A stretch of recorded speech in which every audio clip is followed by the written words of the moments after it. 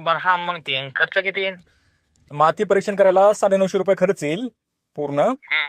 त्याच्यामध्ये तुम्हाला माय माती पुस्तक, रिपोर्ट आणि पिकाचं नियोजन हे सांगितलं जाईल.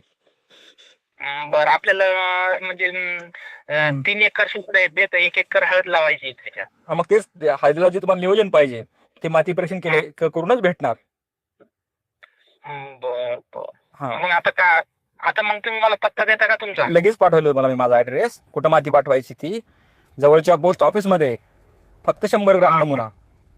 आणि हा मोजून 100 ग्रॅम द्यायचा फक्त. हो हो, मोजून 100 ग्राम, जास्त माती लागत नाही.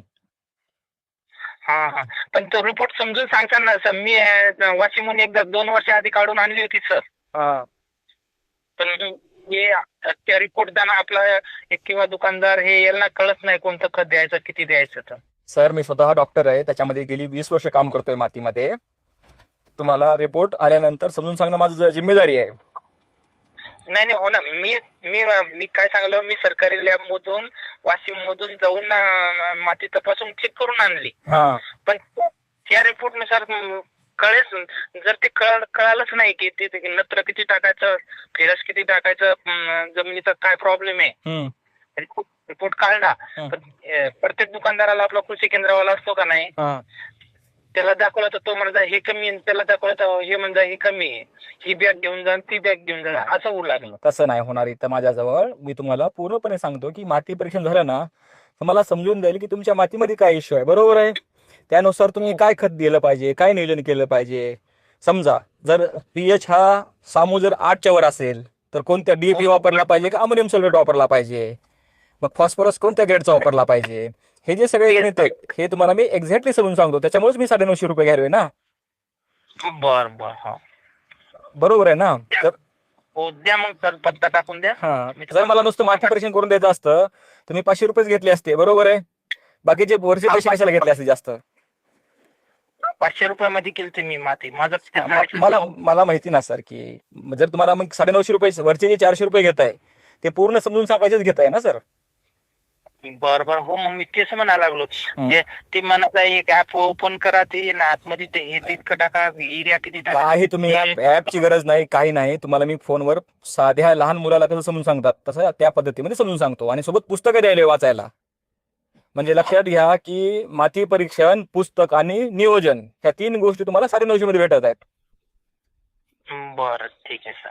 आणि आता मी अर्धा किलो माती आणलेली घरी. हा, आता अर्धा किलो माती मधली फक्त 100 ग्राम व्यवस्थित मिसळली ना तुम्ही. नमुना कसा घ्यायचा तुम्हाला समजलं?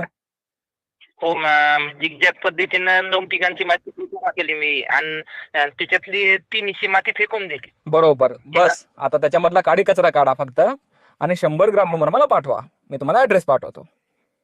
बरं ठीक आहे. काळजी करू नका, तुमचं माती परीक्षण करण्याचा व्हिडिओ सुद्धा मी तुम्हाला करून पाठवतो. बस.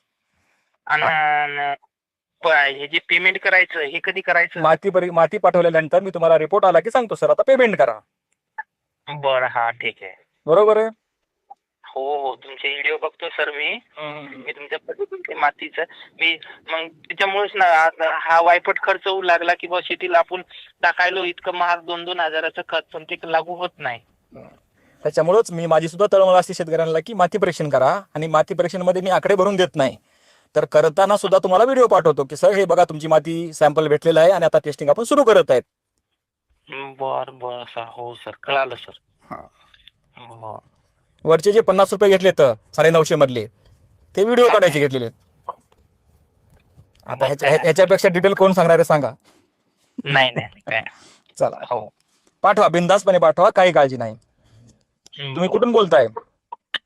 माझं गाव पोपळ शिवणी, तालुका सिंदखेड राजा, जिल्हा बुलढाणा. बुलढाण्यामधून बोलताय. चला पाठवून द्या. आणि बुलढाणा किती लांब आहे तुमच्या गावापासून? माझ्या गावापासून 70-75 किलोमीटर. जवळ तालुका कोणता आहे मोठा? मोठा तालुका मेहकर, सिंदखेड राजा, जळगाव राजा. मेहकरला जर गेलात तर तिथं डीटीडीसी कुरिअर असतं, प्रायव्हेट कुरिअर. त्यानं पाठवलं तर लवकर येऊन जाईल. प्रायव्हेट कुरिअरनं लवकर जाते का? हो, लवकर येतं. बर, मग ती चौकशी करून घ्यायला लागेल. जास्त पैसे लागत नाहीत, फक्त त्या 100 ग्रामला 50 ते 60 रुपये लागतात. फास्ट कुरिअर असते म्हणतात त्याला. आमचं त्यालाही जाऊन बहुतेक साखर खेड्याला पण असू शकते सर. ते विचारा तिथे, प्रायव्हेटनं पाठवून द्या. बर बर तसं करी. आणि मी जर त्या भागात आलो तर तुम्हाला फोन करतो, व्हॉट्सअपच्या एका ग्रुपला ऍड करतो. माझा दौरा असतो त्यावेळेस तुमची भेट सुद्धा मी घेऊ शकतो. बर बर काय हरकत नाही सर. ठीक आहे, चल. मी ह्या व्हॉट्सअप नंबरला पाठवतो. तुम्ही फॉर्म भरून दिलाय का पण तो? नाही नाही नाही नाही.